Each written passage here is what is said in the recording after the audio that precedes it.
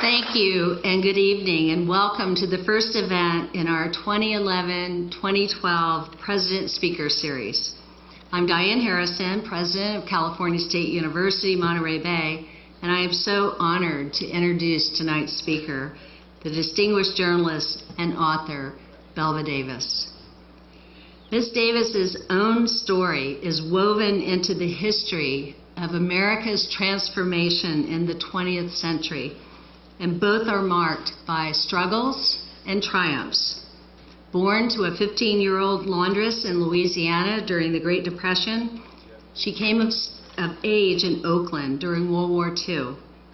As a single mother of two, Ms. Davis built her career amid the social turmoil of the 60s, years that were especially turbulent in the San Francisco Bay Area, where she continues to live and work.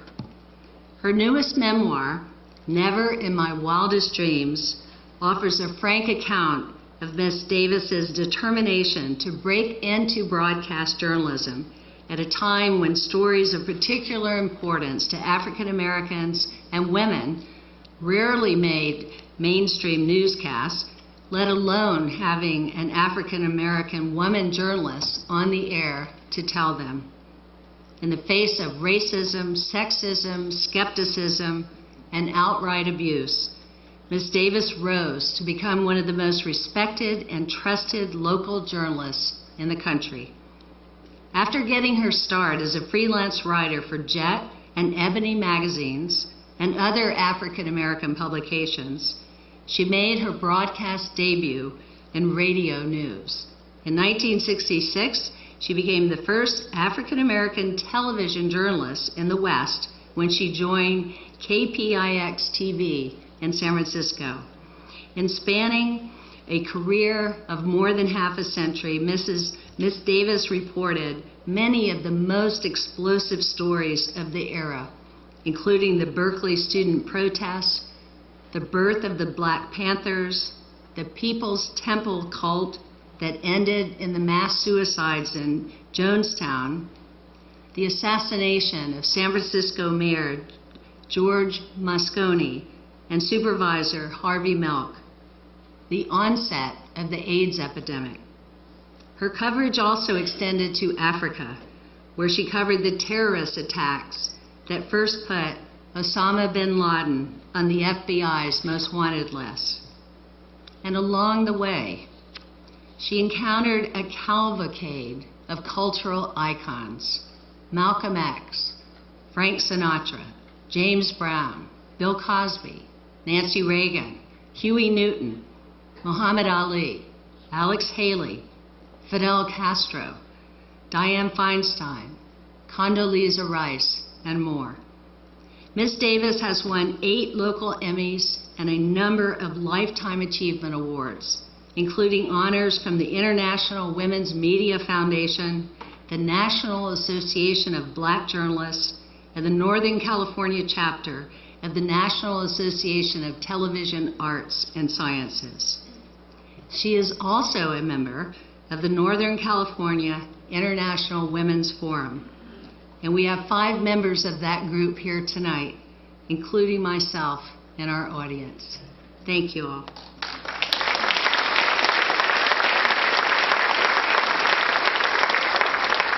Ms. Davis is profiled in the Newseum, the world's first interactive museum of news.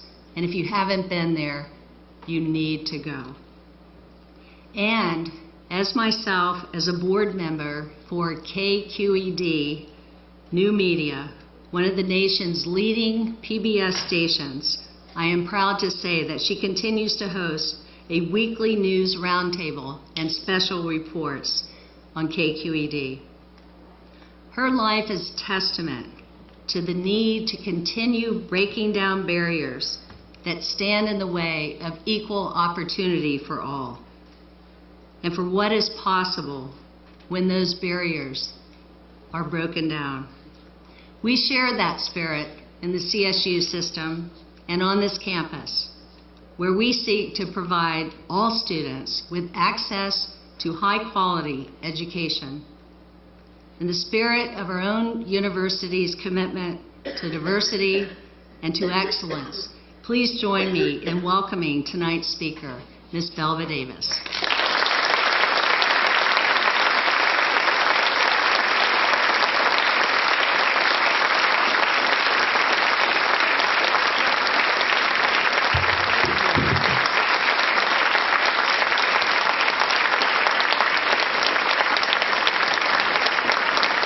Just witnessed a miracle.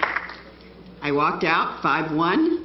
I stand before you now, whatever height this platform has given me. Good evening. My thanks to President Diane Harris for inviting me to come here to this wonderful, invigorating campus. I've had a great day. I've been here all afternoon. I met your students. They are absolutely wonderful. We had a great exchange here in this auditorium earlier this evening. And you just heard from Diane a great deal about me. Writing a memoir is a courageous act, even when you have something to say. Because you wonder whether what you have looked upon as valuable in your life will have value to anyone else. So you have to go beyond the storytelling of the incidents and try to get to some of the feelings or whatever the motivation was for you to have done whatever you did with your life. For me, it was made somewhat easy because you're looking at a woman who has never met a piece of paper that her fingers have touched that she wanted to throw away.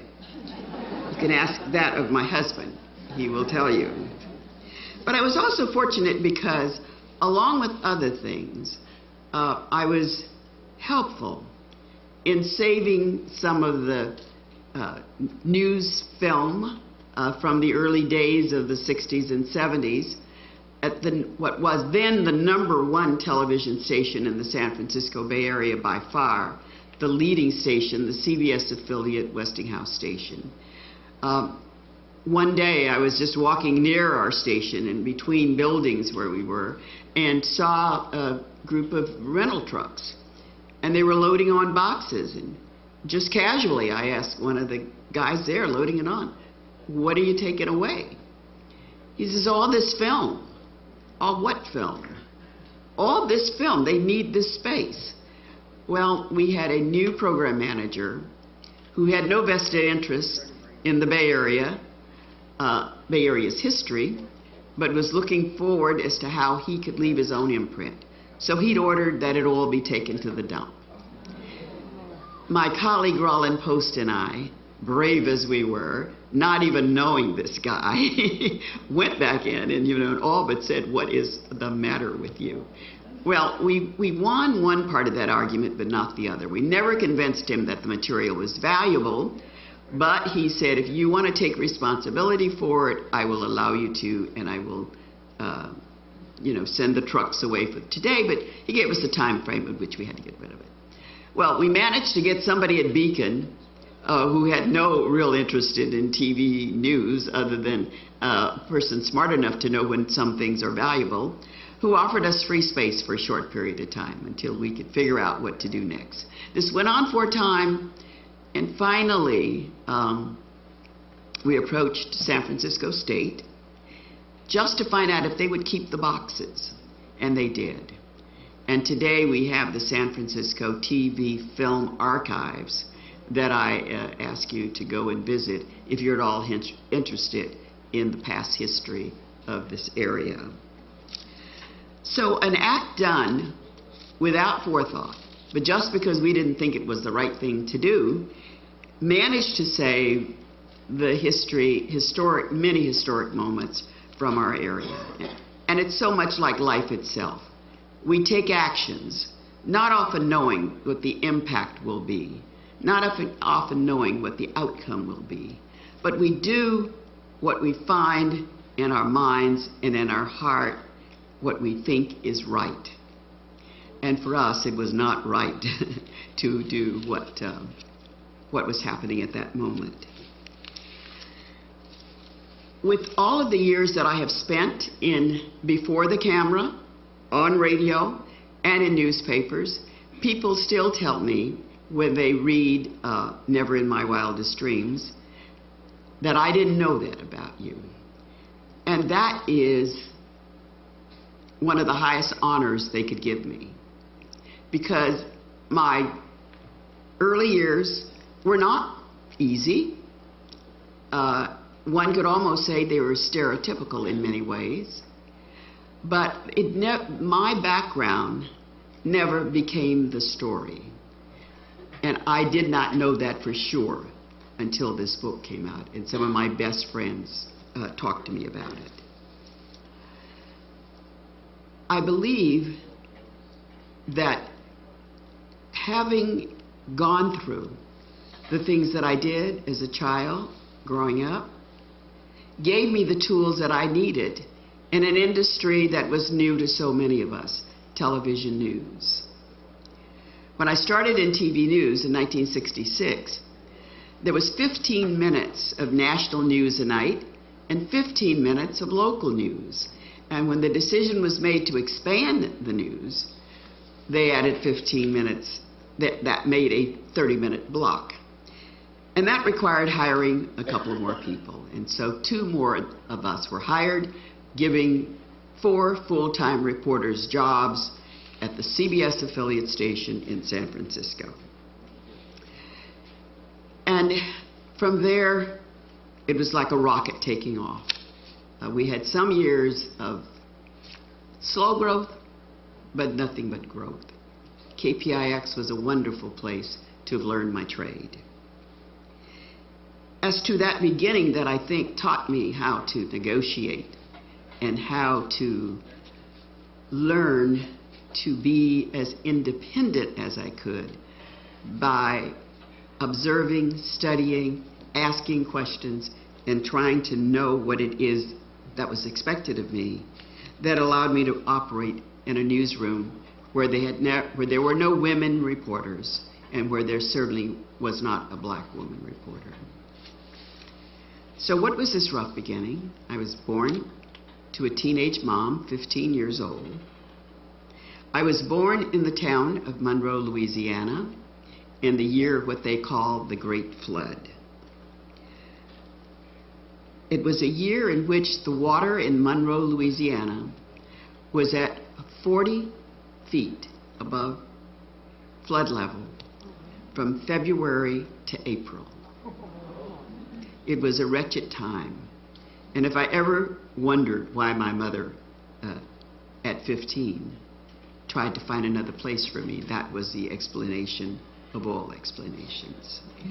But I was given to her sister, had a wonderful few first years, not quite 4 before she developed tuberculosis and died. From there, it was an uncharted course of living with one relative after the other, but always some relative would take me in. I never questioned why I was being moved or why I moved, but we did. I had relatives in Louisiana that lived in all sorts of little small towns around there.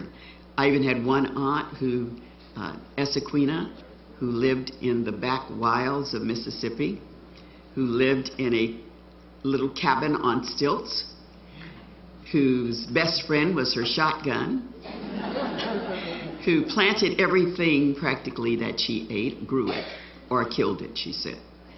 But my parents would often, when they would drop me off, the payment for her was a several months supply of lard, as she said, and flour, and sometimes salt. So she took me in, and they gave her what she needed to get by. Those were very, very interesting years in teaching me survival.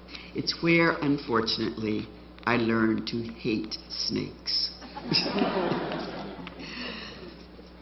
We moved out to California by the time I was getting ready to go into the 3rd grade.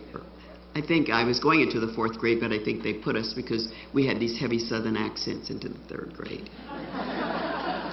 We landed in West Oakland after coming out on the train with my dad. And why was my family in California? Well, I had an uncle who was about my height, who was really sort of a troublemaker, who'd had a bad accident, who sued his employer, not him directly, but the son of a white woman that my aunt worked for, who was a new young lawyer, not well-versed in Southern ways, filed a suit on behalf of my uncle and won. He soon had to come to our house to say all the males in our house had to leave town because my uncle was targeted to be tarred and feathered. He wanted no confusion about who my uncle was. So for that reason, all the men should leave, and they did. Why they headed for California, I'm not quite sure, but the stories I've heard from family members is that my dad heard there was going to be work because there was going to be a war, and that's where they were going to carve out a new living. So we were left behind in Arkansas to stay with our grandfather, but we anticipated so much coming to Oakland, California, to West Oakland in particular, a transitional neighborhood where by the time we came out, there wasn't a lot of love for more Southern blacks.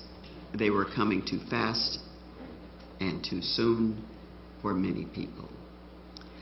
So we came to a two-room apartment, if that's what you want to call it, where all of the relatives who'd left Louisiana, by now with us, 11, were living in these two rooms, dirt-lined rooms, sleeping in shifts. My brother and I did what I had been doing all the time, slept on the floor during that time. We had one impression of California that turned out not quite to be true. And when I tell people why I subtitled my book, A Black Woman's Life in Journalism, it's because of the cultural things that had happened to me growing up that piqued my interest in things that some of my colleagues may not have had any interest in at all. So I'll give you a short picture of what Oakland was like when we arrived. My family had fled the tattered and fraying Deep South, the racist remnants of plantation slavery. Strands of bigotry were everywhere, even in the fabric of Oakland. Only 15 years before my arrival, the stately Oakland Auditorium had housed a meeting of nearly 10,000 Ku Klux Klansmen and their women from around the country, cheering the induction of 500 new members into the National Order. A year later, the local citizenry had elected Klansmen to powerful posts. This is Oakland now, including county sheriff. In fact, the Klan's patronage apparatus was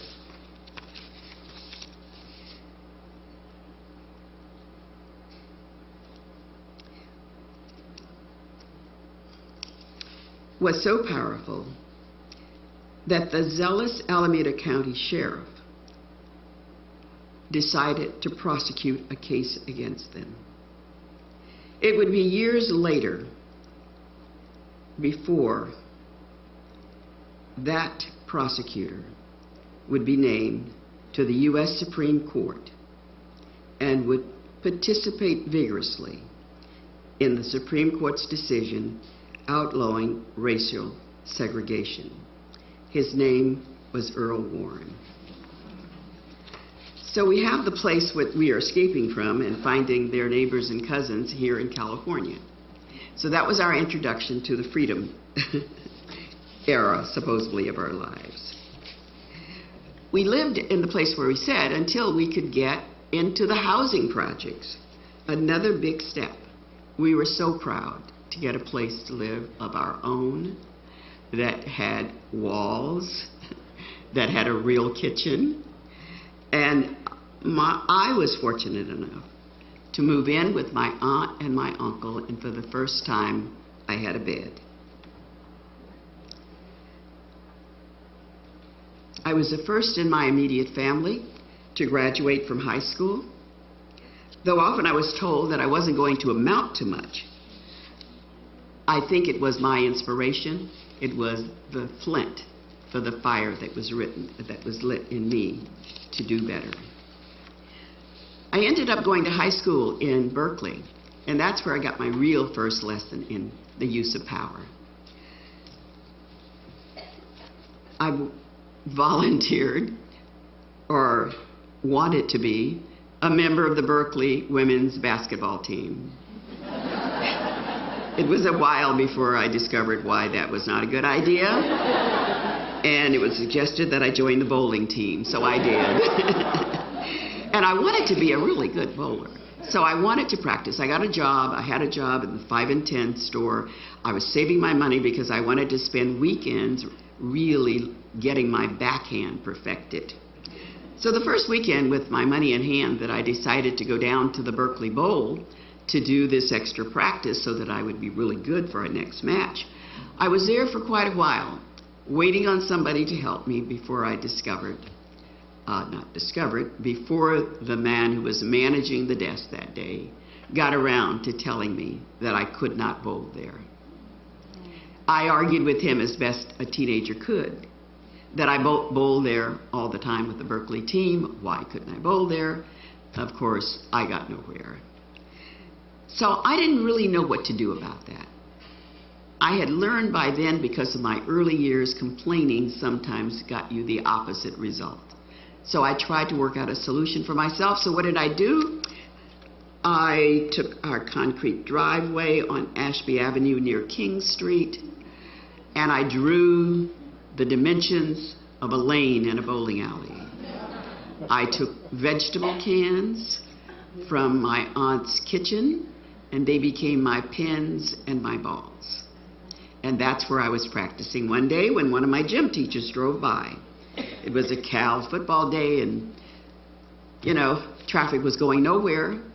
She pulled her car around the corner from where I lived. She came back and asked me, "What are you doing?" I said, "Well, I'm practicing my bowling." She said, "Why are you here with cans on a concrete driveway practicing your bowling?" And I then told her my story. And I did it without tears.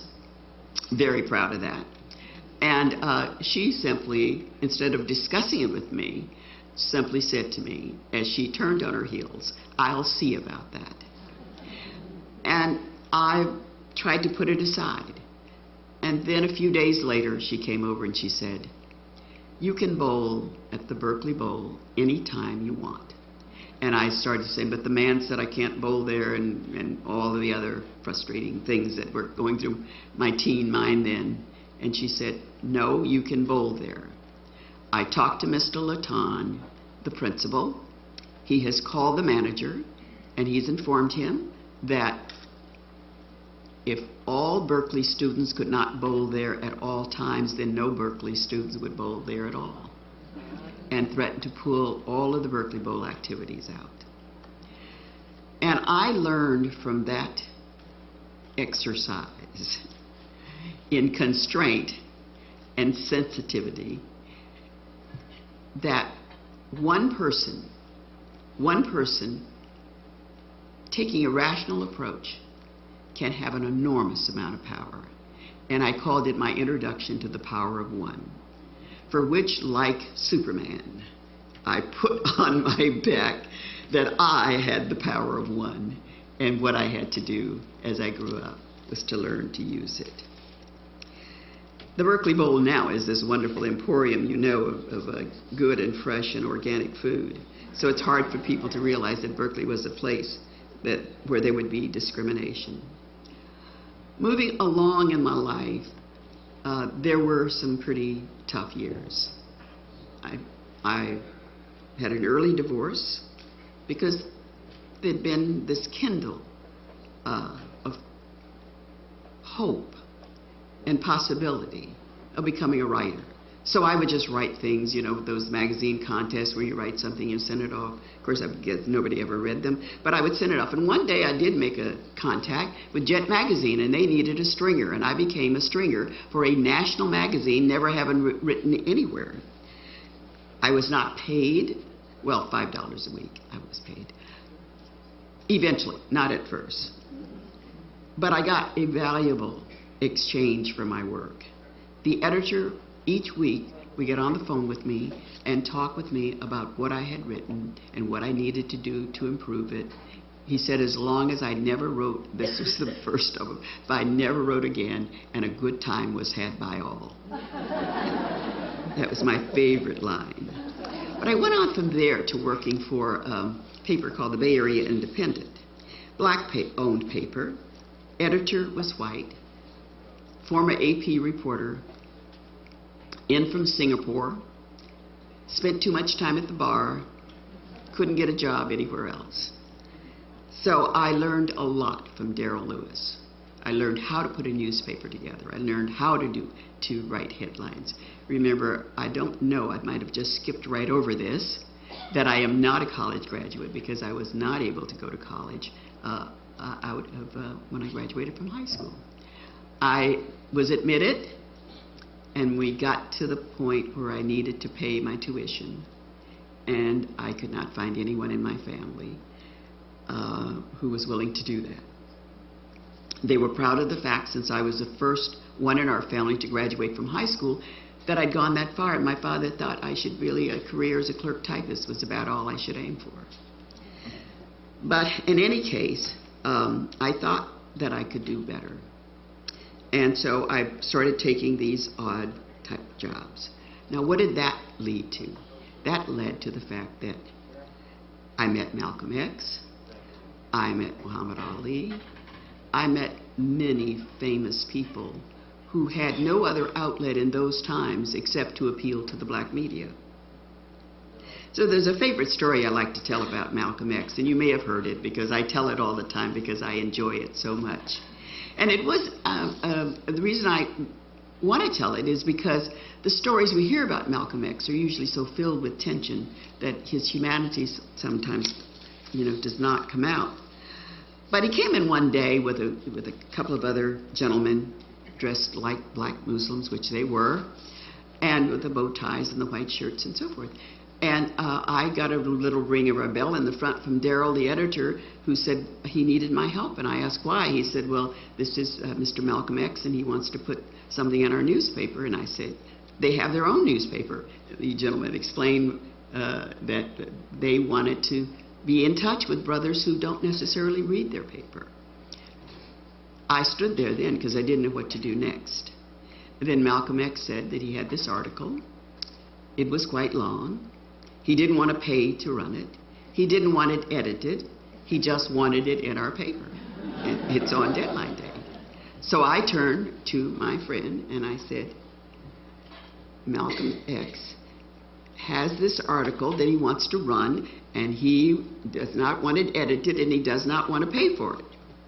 And Darrell said, we don't have quite enough room to run all of it at this time. He said, we don't have enough room to run all of it at this one time. I said, so how can we, I think I asked, wasn't dismissal, but it implied that the conversation was coming to a close. And finally, Malcolm X said, I will edit it myself. And that's when I told Darrell he will edit it himself, as though Darrell had not heard the conversation that had taken place in between. But it was a wonderful time when we could have those light moments every now and then in a very tense world. So I called myself Malcolm X's interpreter, only in English though. I could imagine them when they were out on the sidewalk having quite a laugh.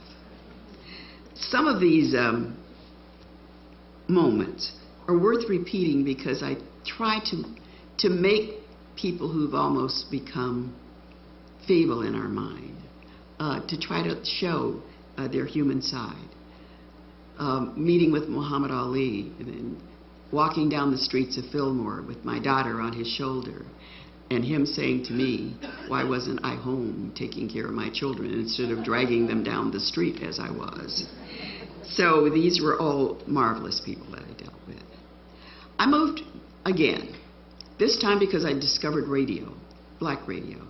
I was on the air at KSAN before it became a rocker. And that was also a great period of time for me. San Francisco had 4 newspapers. We had these wonderful newscasts, Herb Campbell and I, where we would go down to the news rack on Market Street, get ever the latest edition that we could, clip out an article, staple it to a piece of paper, stack it, and that became our newscast. We read it word for word, but it was a newscast, and he wanted a newscast. And it's the way that I learned to speak for radio. Black radio opened other avenues for me. It's where I met Martin Luther King and got an opportunity to see him in relaxed moments, not on a stage, but with a friend, with his feet up on a desk, smoking a cigar and having some laughs. The very thing that he often needed when he would find himself exhausted on this trail of canvassing, the South and the country for funds to keep the movement going. There was one moment, though, where I thought that I was going to lose my job forever. I was going to be kicked out of media forever. And that was one night when I was working late, as always, and I was talking to an associate who was working late, too, across the divide in a room. And I said to her, "Have you heard the latest about little old ugly James Brown? He put all these members of his band out off the truck in the desert and just left them." And I proceeded to say other things about little old ugly James Brown until I heard, because I was looking at my work, my eyes went up and my world dissolved. I knew this was the end. James Brown was the biggest star that we had. We did headline concerts with him. He brought in lots of money. And here, this snicky new girl who barely is getting into the business, barely got her show, is going to come and anger, this great talent. And so I apologized. I did everything except kiss his shoe. Verbally, because I was just saying how sorry I was. And I'd heard all these stories about how mean he was, and so I expected the worst, for which I got the best. And that was a gold-toothed, sparkling smile, and a comment that allowed us both to smile. He looked at me and said, "Honey, you really don't think I'm ugly, do you?" What was a girl to say to that, except, no, Mr. Brown. Not really. No. Well, those were wonderful days. It was also a period where I could look at things from one point of view, and that was from the black point of view. It was during those times when I discovered, or not discovered, but decided to take an action that was much more important than I thought. There was a story about black women being denied entry into the Miss America pageant. The Miss America pageant, chapter 13 of their constitution, said only women of the white race could compete.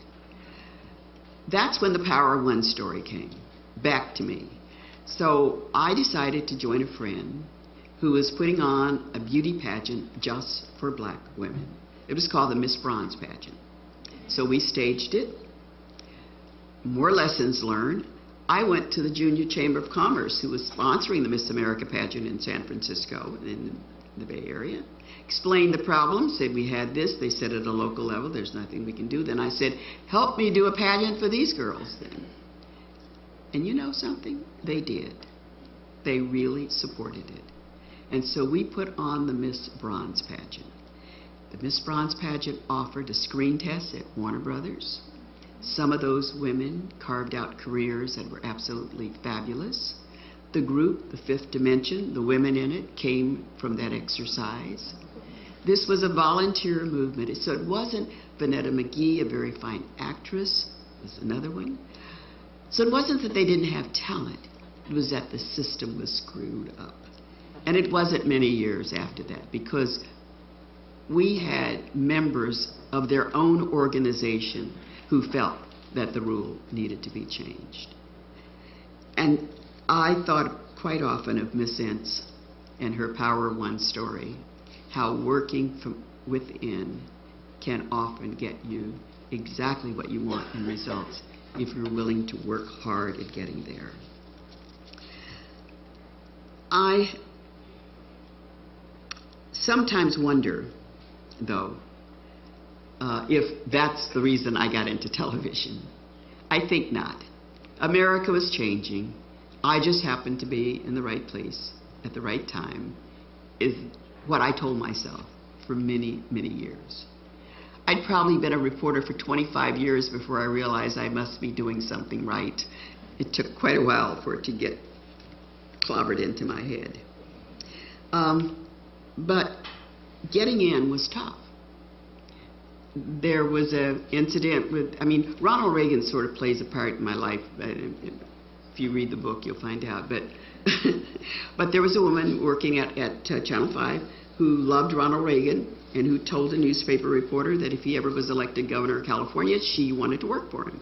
And she did, indeed, make that statement. It was printed.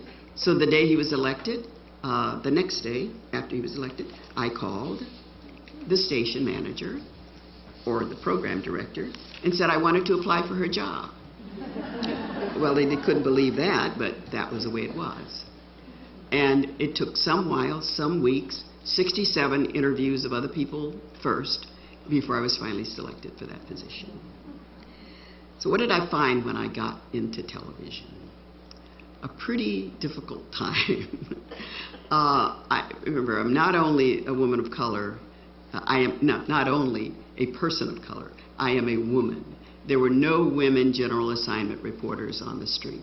There were women reporters, but without putting it into writing or anything else, they just were not given the assignments to go out and do tough news. So the decision was if I wanted to be a general assignment reporter and I wanted to do tough news, they're going to give me tough news. So they gave me UC Berkeley, San Francisco State, 1967, 1968, 1969. It's how I learned to do television. And I do have a clip from that era. There are very few people here who would be old enough to remember this, but let me just show you what it was like to be a person coming from black newspapers, black radio, never had a TV class in my life. I had to depend upon my cameraman to interpret the inside language of the medium. And coming in where there was a lottery as to how long I'd last. So, if we can, let's roll that video tip of the college protest.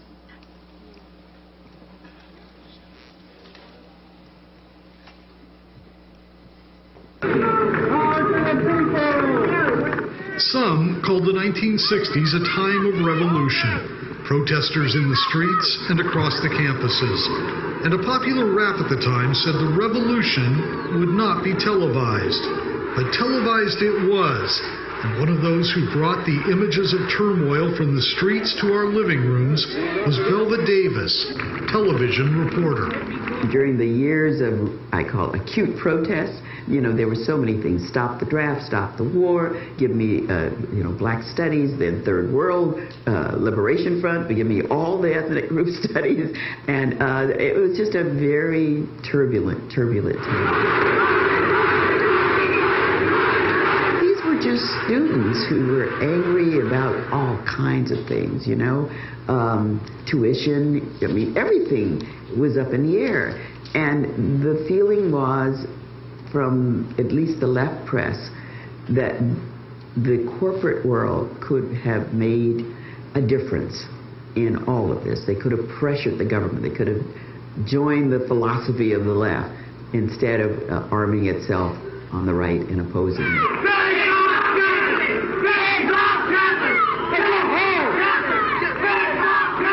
Until these demonstrations, strikes, raids, and other disruptive acts are ended, I will continue my policy of asking police assistance to maintain the security of this campus.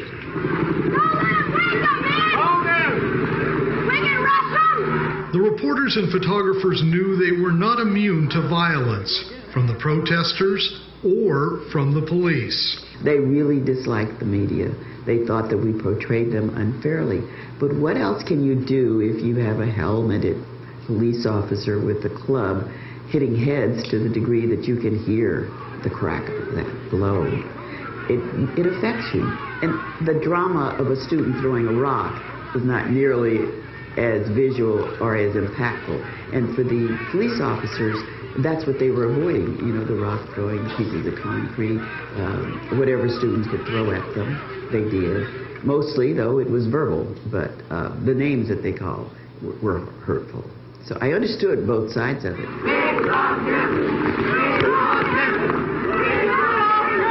But like others, Belva stood her ground and got her story. Once you realize that they closed down the student union, that you can't exit the square, you have no idea what they had in store for you. And the governor had told Ed Meese, his deputy, I want this stopped by any means necessary. You couldn't get out. You were locked into the space. You just had to stay there and take it. Actually, the law enforcement officers were attacked by the mob, literally overrun, a number of them isolated by squads of mobsters who tromped on them, stomped them. Only one time that I really feel fearful, and that was the time when Governor Reagan ordered in a military helicopter to bring a particularly viral kind of tear gas in that did burn the skin and the eyes pretty badly. These officers were afraid. They were really being hurt.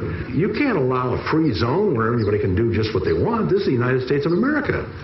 And you have to enforce the law. And the police were charged with doing that. There is something about witnessing unrest at home, Belva concludes, that changes your perspective when you see it elsewhere.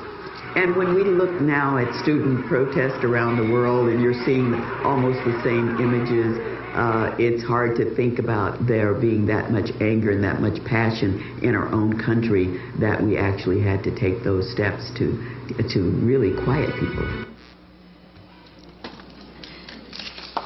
Well,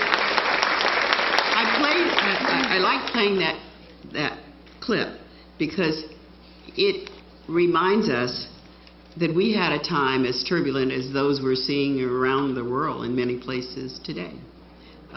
It was pretty tough. My husband, who's television news cameraman, also a first guy, the first black guy to be hired as a TV news cameraman, had his own problems with authority. But we were known as the his and her gas mask team. We got gas so much that we both had our own individual gas masks. Our kids thought it was great, and they would tell their friends, ask them, do your parents have gas masks? But they were tough times on campus, and everybody, every side, all of the sides, thought they were on the right track. But it was difficult as a reporter to try to maintain some balance between the students' concerns and the university's responsibility to keep peace there. There, unfortunately, the problems at Berkeley continued to escalate until we got the one dreaded day that you know about, when one person died and 35 people were actually shot with buckshot that day. At least those are the ones we know about. There were probably many other students who were injured that day, but they were afraid to report it because they were afraid that arrests might follow for having been in the place where they were. For me, on the day of the bloody assault, that was, I said there's one time when I was afraid. Well, I was afraid that day also that Rector was killed, because to walk down Telegraph and see a line of National Guardsmen, fully helmeted, with gas masks on and with rifles pointing in the direction where you're standing, was pretty terrifying. So that was what I was doing for quite a while, until I thought, well, God, by now they must know that at least I can eat the gas. But so I was talking to my assignment editor, about maybe a change. And he said, we were thinking about that too, or something like that. And I said, okay. He says, yeah, what do you think about taking the Black Panther Party? Well, I didn't say what I wanted to be moved to, so that was my next center of reporting, which was a difficult thing because I was born in the same town where Huey Newton was born. Our fathers knew one another, not close friends, but they knew one another. I had many friends who believed in what the early work of the Panthers that they were doing, the breakfast program, sickle cell anemia, help for children, after-school tutoring. Many of the things that they espoused in the early days are programs that have survived and have been incorporated into municipal government programs today. But at one point, one through their own misdirection, and the other through the government's encouragement to, as J. Edgar Hoover said, to get the most dangerous group in America, as he saw it, through that counterintelligence program, they were encouraged to take on each other. So there were lots of shootouts and guns and things like that. How many of you remember when the Panthers invaded our state capitol? Well, I got to tell you, it's one of the most phenomenal things that I don't want to get away too much from this, but I do have about 2 minutes of tape of the Panthers actually walking in to the Capitol in Sacramento. And I'll share that with you, and I won't do any more film things, but I just thought this was just wonderful in terms of recording history and the fact that that could have been lost, and we would have never known how all this started. So let's look at the Black Panthers.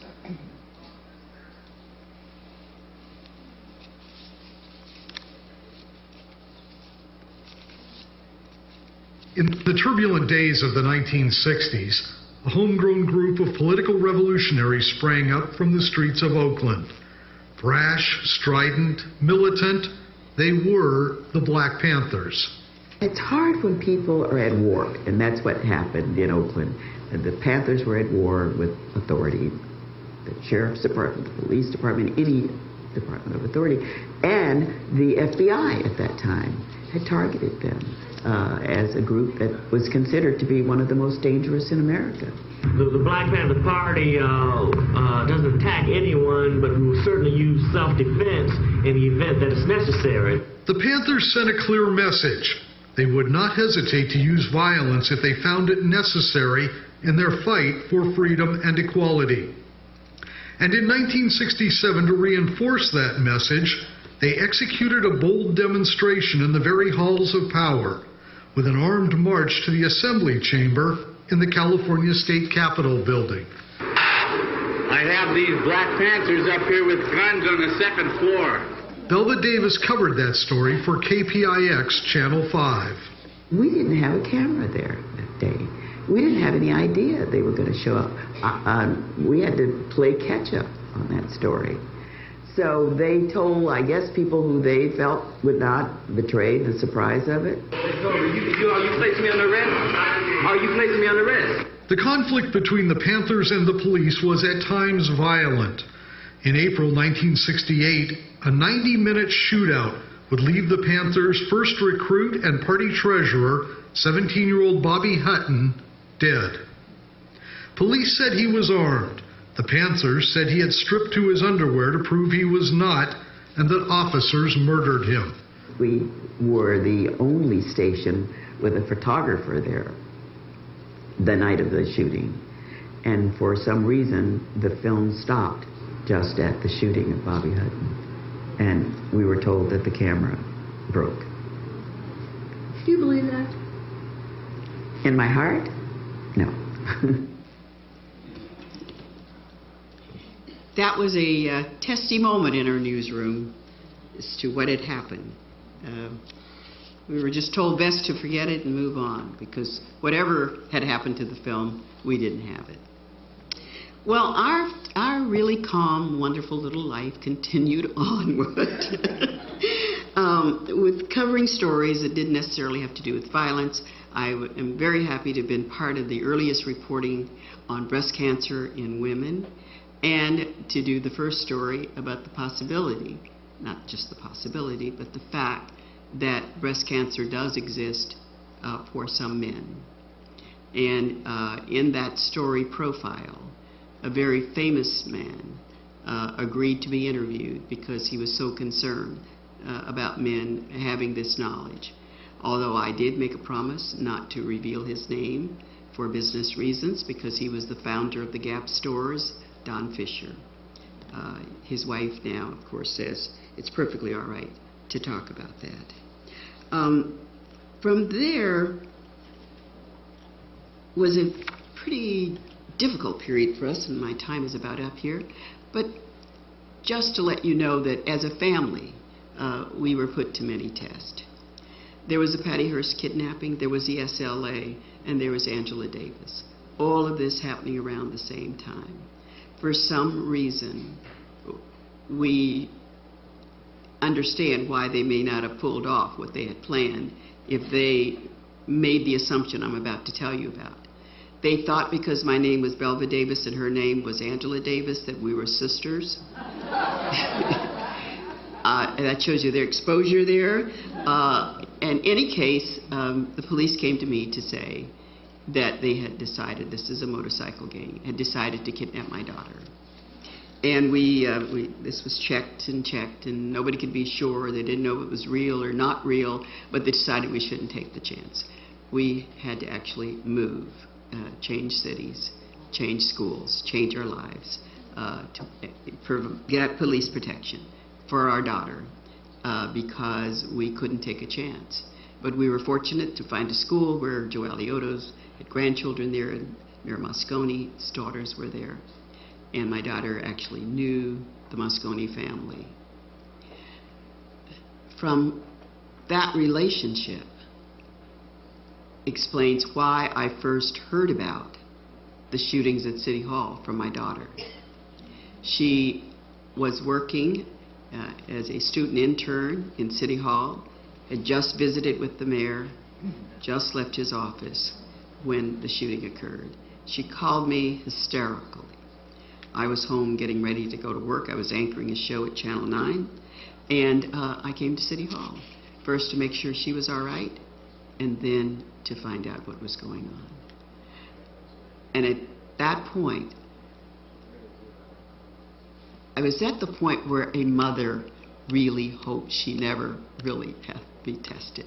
Do I go back now and stay with Geraldine, or do I go and do what it is that that my profession demands? So it was back to work to produce a newscast for that night, because we felt that at a public station we could take the time and do the better job of explaining the circumstances of the evening. So we got together the leading characters, Willie Brown, Diane Feinstein, Mel Wax, into our studio, and we did a show that won a PBS National Award because it was targeted in the right way, and that was in providing comfort to people. Never a dull moment in our life, so we moved from there, and we had no idea of knowing that in terms of a news cycle and a news month, that these two incidents would come together. But there was a man named Jim Jones who led a place called People's Temple. We all know that story because of the number of people who died there, over 800 people. What we didn't know when that story broke was that, well, we knew part of it, that a woman who had been working in our household, taking care of our children, was a member of Jim Jones's security force. We assumed that she died in Guyana, but we don't know that because we found out later that the name that she gave us, as with many of the older black women who were members of People's Temple and who gave their homes to Jim Jones and their income and so forth, that they didn't necessarily use their real names. But we were shocked to find out that Miss Glover was in our house just because Jim Jones was so paranoid. He thought if there were 2 reporters, broadcasters in the household, we may get some fragments of information that would help him in case the authorities were going to crack down on him. And so her job was to bring home paper from our house, which she did. I was around at the right time again in terms of putting my interests in the welfare of some people who I cared about very much at the onset of the AIDS crisis. Randy Schultz was one of my best friends. It enabled me to have access to do some of the very first stories about AIDS. It enabled me to be the person on the videotape that explained testing for AIDS.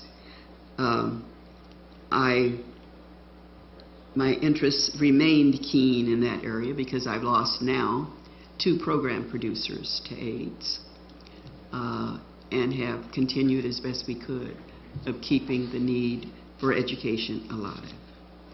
As a local reporter, I had an opportunity to travel abroad.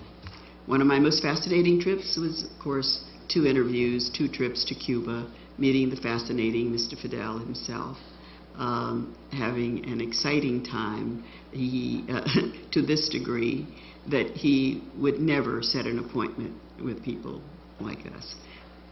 Well, I shouldn't say that. That's his modus operandus today. Back then, he had not talked to an American reporter for 15 years when I first had an opportunity to talk with him.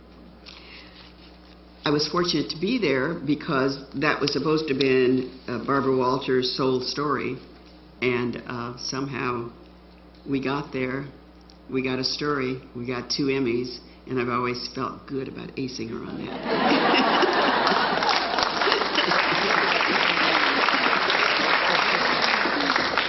I'll close with my last story about my last foreign trip, the big one. And that was to Kenya and to Tanzania. We mentioned it, Diane mentioned it in the introduction. We got there because of the will of one woman, a young black physician who had worked at Kaiser, who, hearing about the bombing, hearing about the need for medical supplies, convinced Kaiser and others to donate $250,000 worth of supplies to take to Kenya and to Tanzania. For whatever reason, there was some discussion, or at least the Kenyans' version of it was. There were 5,000 people who were injured, 260 who died, 150 who are still blind today. But the argument was that they were injured in a Kenyan government building next door to our embassy. Most of the casualties were from that building.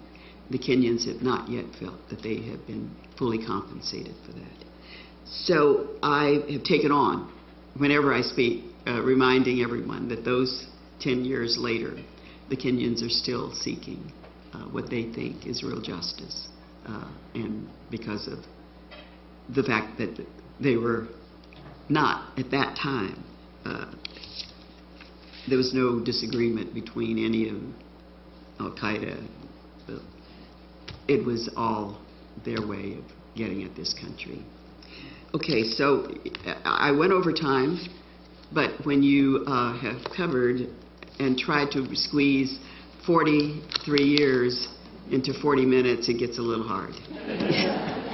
But I thank you for being attentive and listening. It has been a real pleasure to have been invited here to meet the warm community here in Monterey, and to have the privilege of meeting the young students in the journalism department here, who I think are just on a terrific road to become what we will need when they are ready, because what we're doing now is rather thin and frivolous. And so you're training those folks who are in the incubator, and I hope will bring some of the integrity that we've lost back into news reporting. Thank you very, very much.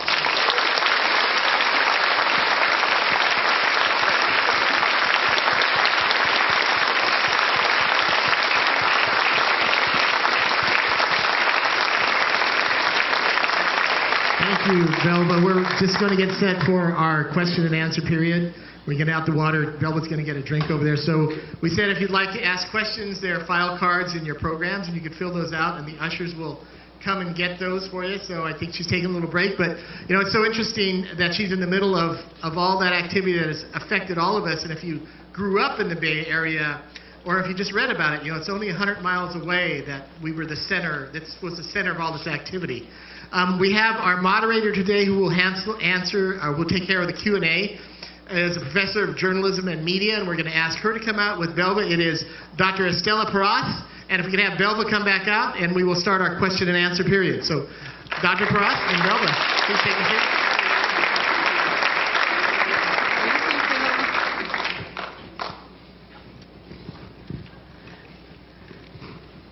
Good evening, everyone. My name is Estela Porras. I'm a professor in HCOM, Humanities and Communication, and I'm in charge of the concentration in Media Studies and Journalism.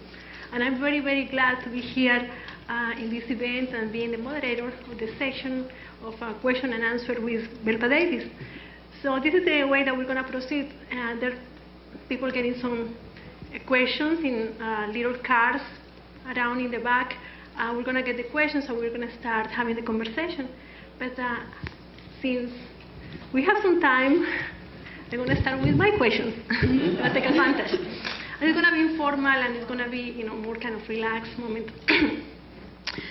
I have many questions, but I guess something that really moved me from the book is the moment when you say that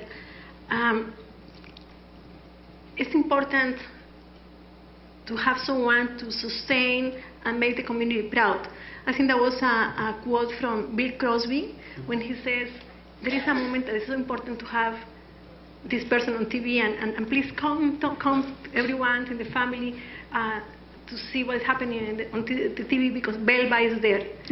So my question is, were you aware of that responsibility and power that you had kind of sustaining the community of Black Americans? Well, you know, had I had more time, I would have read some of the last pages of the book. Those of you who may have read, you know, you might read, as I do sometimes, the first chapter and the last chapter. But what I talk about there is the fact that I still watch my videotapes. I'm still not confident that, you know, I want to make sure that I get it right, or as right as possible. I listen for my own mistakes. I am not one, having watched so many ascents and descents, one who feels that you reach a point where, you know, you can't stop monitoring what you do or learn something else again. And I guess what I try to say to younger people going into the business, it's this commitment to doing the best you can, because what you're doing, you're the teachers of the community. You're telling people what they need to know, I hope. That, I think, is the mission of a journalist, and that is whether it's need to know it because it's for enjoyment, you know, it's theater or something else. You need to know it because of world affairs. But to me, the real job of a journalist is to keep a community informed about what is going on in their own area as best we can. And so I continue every day trying to I work far too much for a woman of my age. And I have a question, kind of follow up with that commitment with journalism. You said, when you were covering the Black Panthers movement, you wanted to look for context, not only for the conflict and the gun. So that was a different approach. Can you elaborate, please? Yeah, well, you know, everybody was very excited because this is very dramatic. I mean, these young black people in black jackets and berets and with guns and challenging the police, and that was all exciting, and that everyone was, you know, was talking about it. But very few people ask, well, who are these guys, and why did they do this in the first place, and what's behind them, and what is the 10-point program? I thought... I think one of the funniest stories that I did was one about the Panthers and their guns, how they got the guns. They would go to Chinatown in Oakland. They would buy for 25 cents or 15 cents, can't remember whether it's 25 or 15, a copy of Chairman Mao's Red Book. And then they would go to the Berkeley campus and they'd sell them to students for $1. And that was the money they used to buy the guns. Wow. Just follow my money. But I mean, that's not a story I pride myself on in terms of background. But it's just a funny thing when you really get into it. But when I started talking to my editors about the fact that I had a woman who was a world-renowned dancer who was a volunteer at a Panther breakfast program, that the police chief in Berkeley's wife was a nutritionist who was helping them to develop a healthy menu for kids. What I was saying is, it's not that these people support any agenda of violence against government. What they are supporting is the need for improvement in the eating habits of the food that's in providing a healthy meal for children to start a day so they can learn, or to prevent more children from dying and suffering from sickle cell, so testing, and to provide tutoring, which is now just a natural thing. But these were all college-educated people who I knew. They fell away as the party began to change, but at the very beginning, it's still good to know the foundation of why an organization come together, what their intent was, so that then you can judge what they do against the intent. And I hate to sound rather sexist about this, but the women of the Panther Party were absolutely brilliant. They were fabulous. The guys were the peacocks, and they were the workers. And the proof of that is, Kathleen Cleaver, for younger people may not know, Eldridge Cleaver was, successful to his own detriment degree, a writer and whatever. But he married a woman who was absolutely smart. She is now a professor of law at Emory University in Atlanta.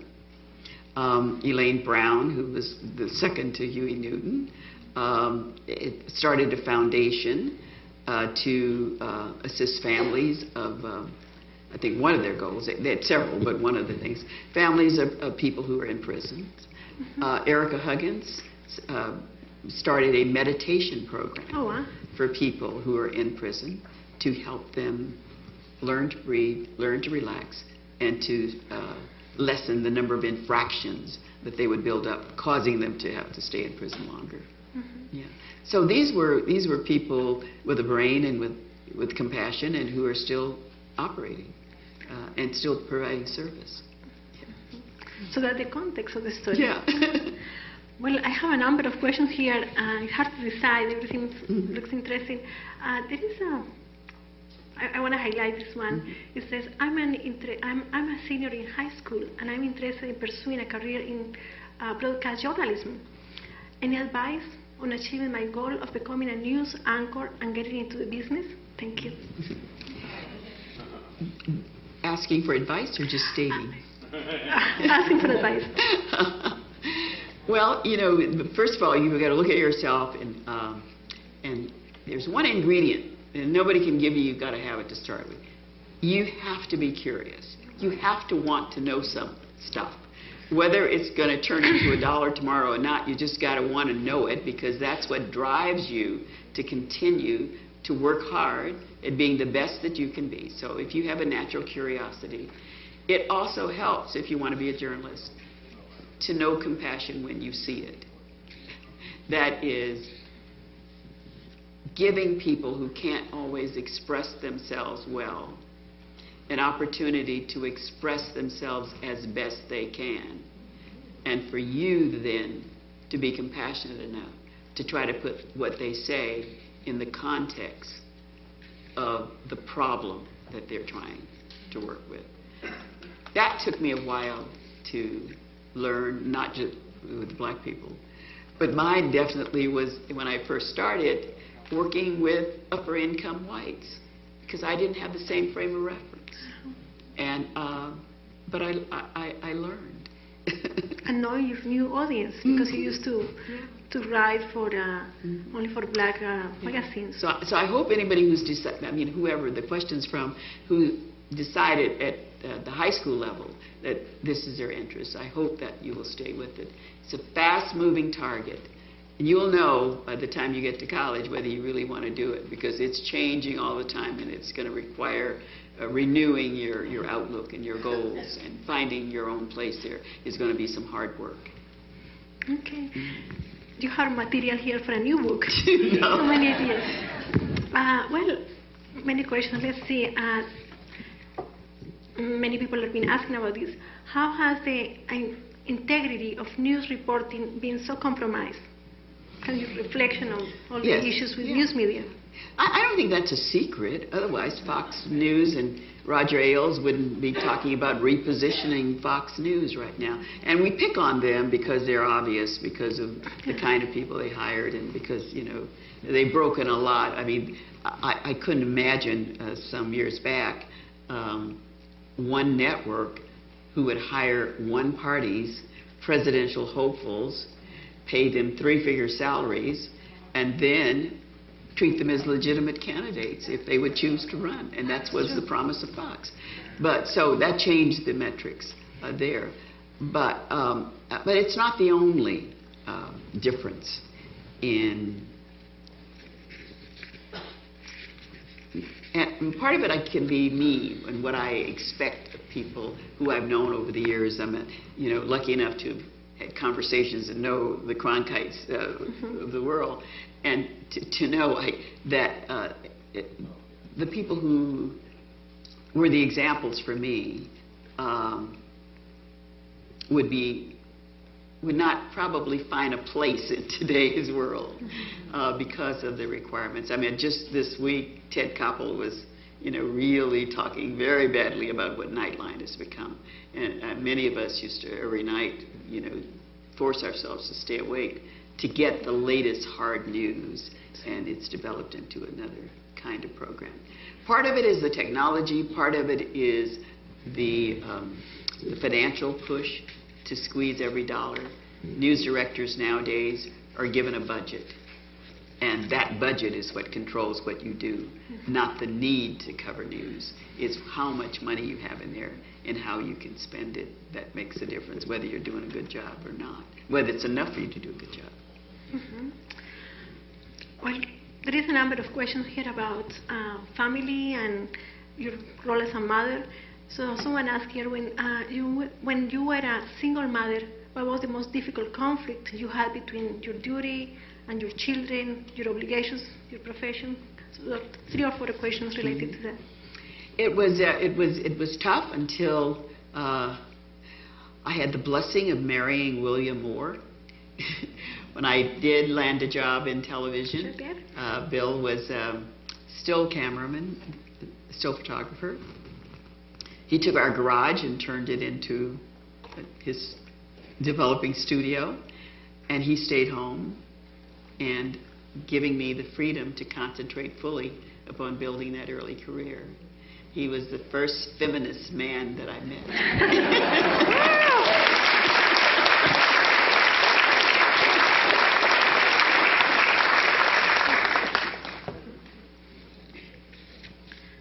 Okay.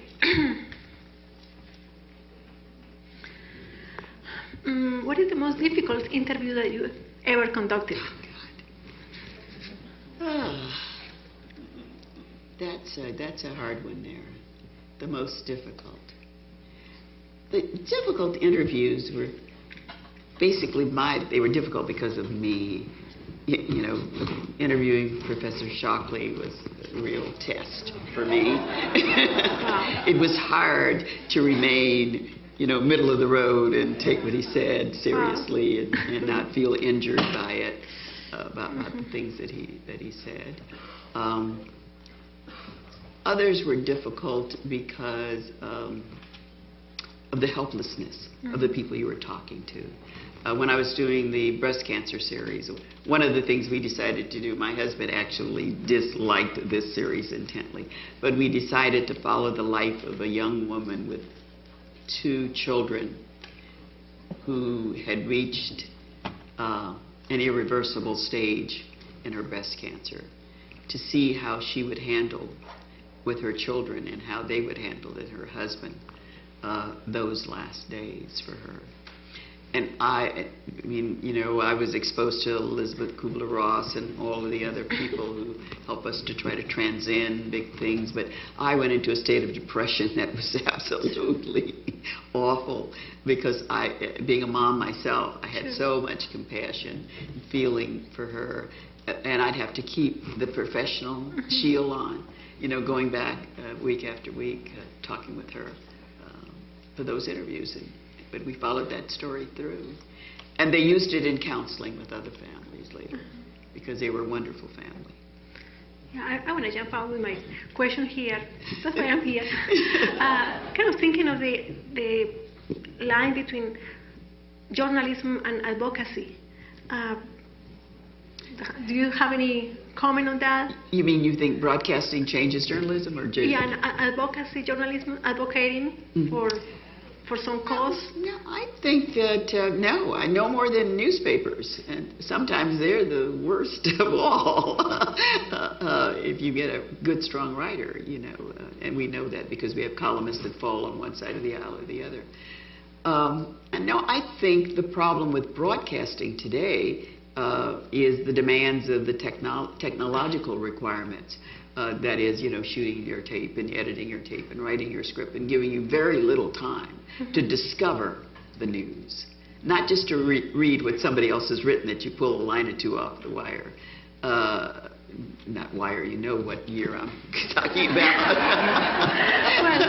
Used to be a thing called a news wire. Yeah. But pulling it off the internet. Because that's not real reporting. That's repeating what somebody else you hope has done well.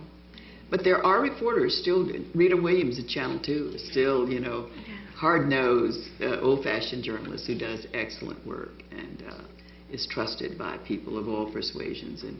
And there are others who are still around and still doing things the old-fashioned way, making their own calls, not just depending on, you know, mimicking what somebody else has said about it, who actually go out and do their interviews. Okay. There's a question here about kind of ethics dilemma. Were you ever tempted to slant a story that was kind of sympathetic to your to own slant a position? story? Sympathetic to you? Boy, I don't know. That's why I tell you I watch my tapes. I do have to say that, you know, after 40 years in the business,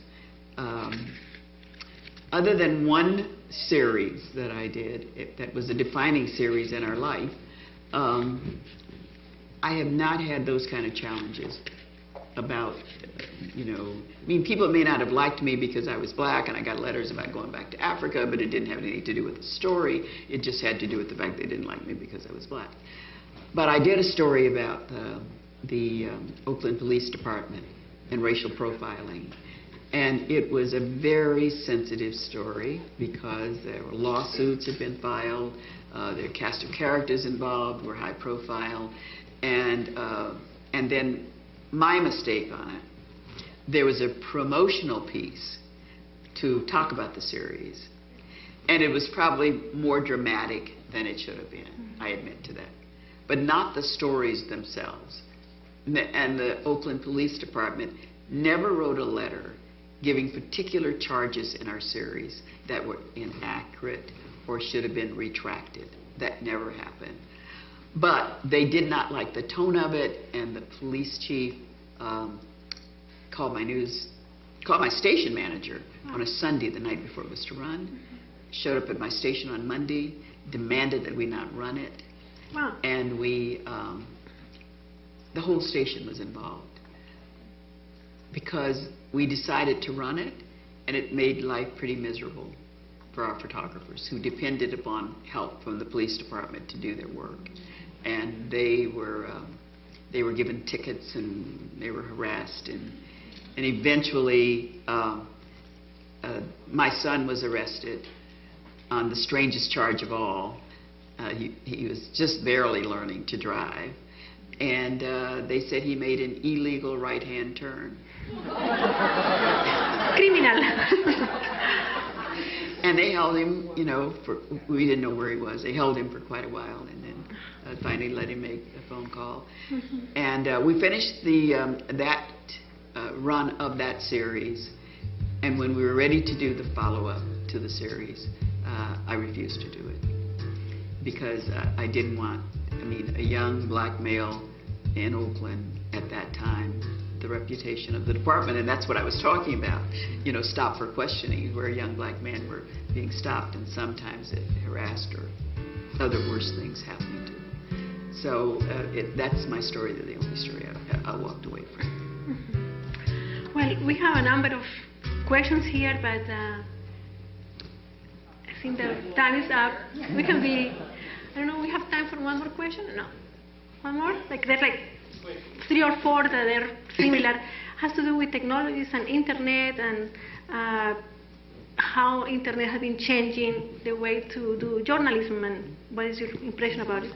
It's been a blessing, a real big blessing. God, it's so much easier to research and check sources from around the world now on the internet. It was something that Bill and I used to, I don't know how many papers we took whatever papers we had. And so our thing was that we would clip with scissors the papers. We'd put them in a pile, and I'd give him what I'd read and he'd give me what he'd read, and that's how we tried to keep up with the news in the early days. Now, you know, I can Google something and I can just, you know, so I know now not to take all of it seriously, but at least I can get names and I can check and I can go further because the technology has given us that privilege.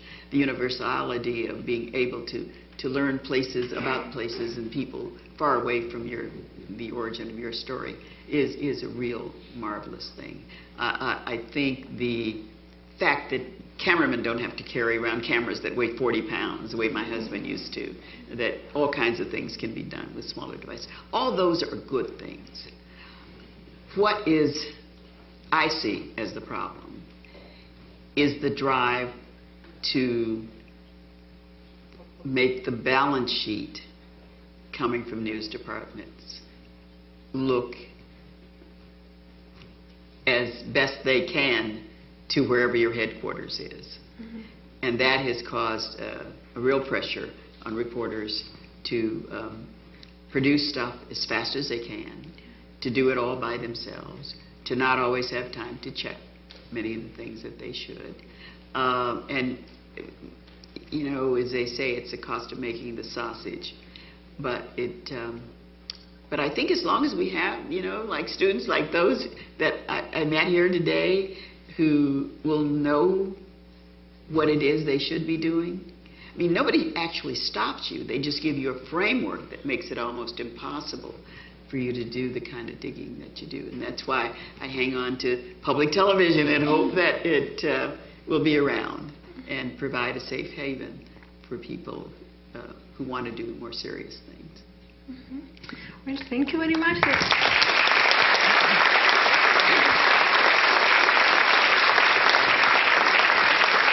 join me in thanking Belva Davis, a small gift from our campus, and Professor Porras. Thank you so much. And Belva Davis will be in our lobby signing books and chatting with you. So please join us if you can. Thank you so much.